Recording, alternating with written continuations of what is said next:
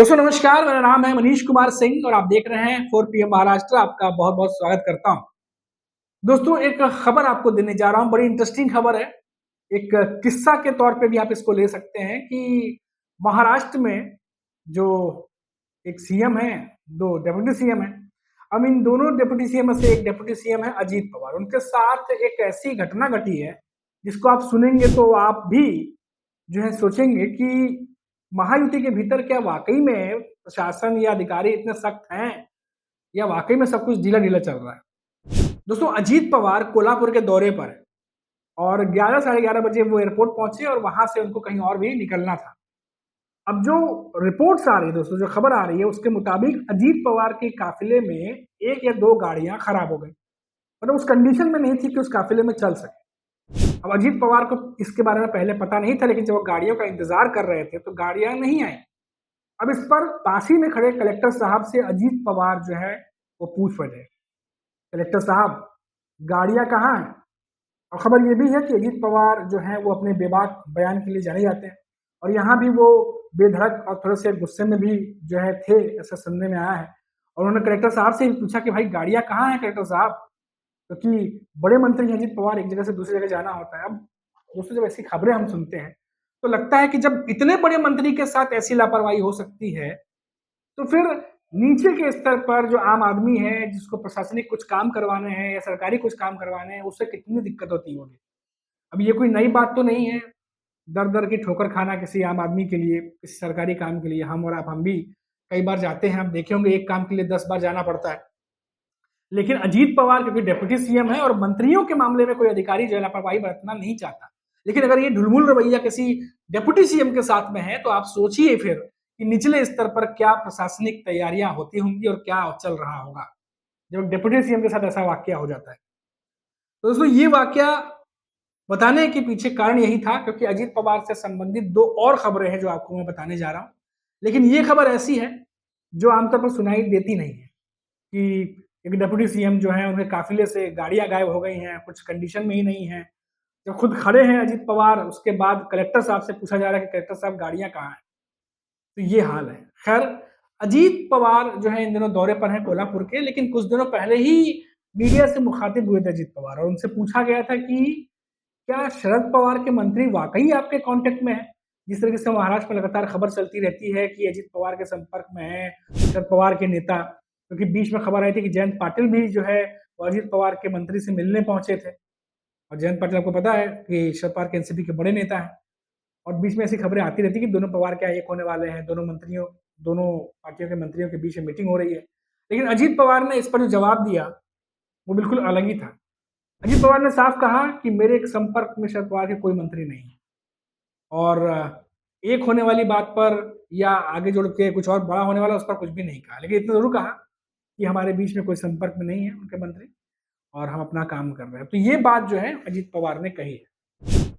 अब दोस्तों ये तो अजीत पवार ने साफ साफ कह दिया, लेकिन आपको बता दें कि अजीत पवार जो है महाराष्ट्र के डिप्टी सीएम, उन्होंने एक फैसला लिया था ईवी को लेकर के। महाराष्ट्र सरकार जो है काफी ज्यादा ईवी व्हीकल्स को लेके अवेयरनेस कर रही है। इन दोनों इलेक्ट्रिक व्हीकल्स को लेकर के कई नियम बन रहे हैं और इसी में अजीत पवार की एनसीपी, अजीत पवार की जो डिप्टी सीएम, उन्होंने कहा था कि जो ईवी है इलेक्ट्रिक व्हीकल्स, जो उन पर 7% जो है वो टैक्स लगाने की बात कही जा रही थी, 30 लाख के ऊपर की जो व्हीकल्स है।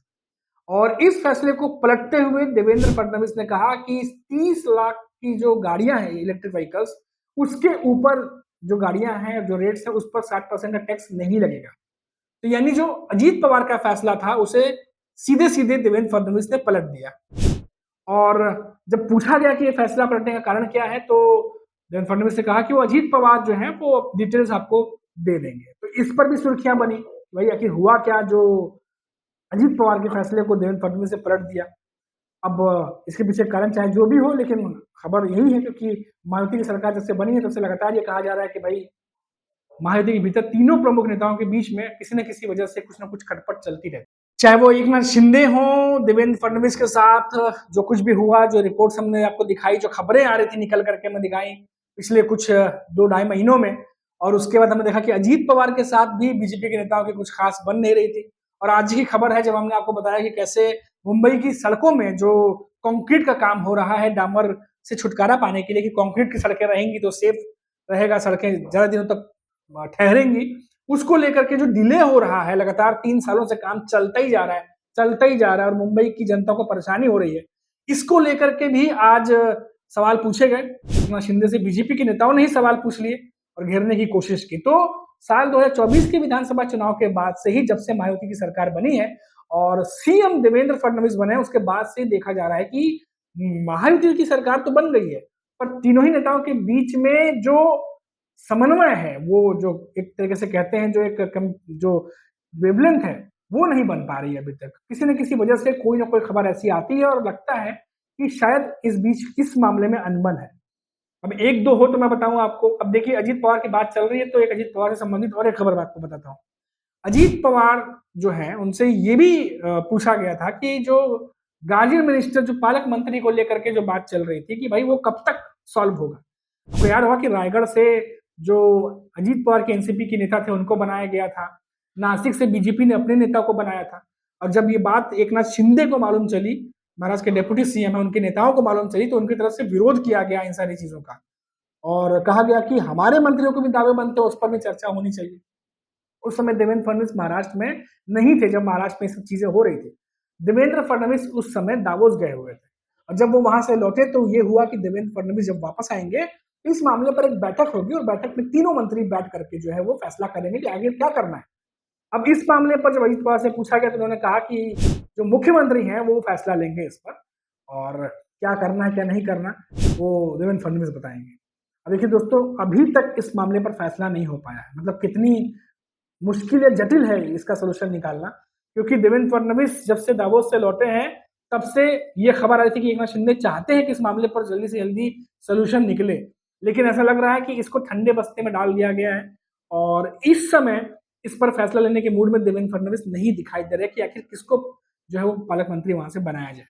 और इसीलिए सवाल पूछा गया था, क्योंकि ये सवाल अक्सर मायावती में पूछा जाता है, लेकिन अब तक नेता जो है साफ साफ कुछ भी नहीं कह रहे और गेंद जो है वो देवेंद्र फडणवीस के पाले में डाल दे रहे हैं। अब देवेंद्र फडणवीस कब करेंगे फैसला, कब नहीं करेंगे, तो आने वाला वक्त बताएगा। लेकिन इतना जरूर है कि अजीत पवार जो है वो इन दिनों जो है थोड़ा सा दौरे में बिजी है, और जो मैंने आपको खबर बताई शुरुआत में, और जैसे कलेक्टर को उन्होंने पूछ लिया कि भाई कलेक्टर साहब कार्य कहाँ है, और इसी वजह से जो खबर आ रही है वो हेडलाइन बन रही है कि डिप्टी सीएम के काफिले की गाड़ियों की मरम्मत ही अगर सही से नहीं हो रही है या मेंटेन नहीं है तो फिर मामला आप समझ लीजिए। हालांकि Ajit Pawar on the spot फैसला लेने के लिए भी जाने जाते हैं, और खबर ये भी है कि उन्होंने ये भी कह दिया कि 2 गाड़ियों को मैं पास कर देता हूँ, मंगवा लीजिए। अब देखा जाए, अब वो डिप्टी सीएम है तो फैसले दरादन हो सकते हैं, लेकिन अगर सोचिए कि कोई भी सरकारी काम हमें और आपको करना हो, अगर इसी तरीके की व्यवस्था अगर रहे तो हम और आप तो मंत्री हैं नहीं, और ना ही आम जनता कोई ऐसी पद पर है जिसकी सुनवाई तुरंत हो। तो अगर ऐसी सिचुएशन रहती है तो कितना मुश्किल जो है वो आम आदमी को हो सकता है। अभी के लिए इतना ही। आप देखते रहिए 4 PM महाराष्ट्र। नमस्कार।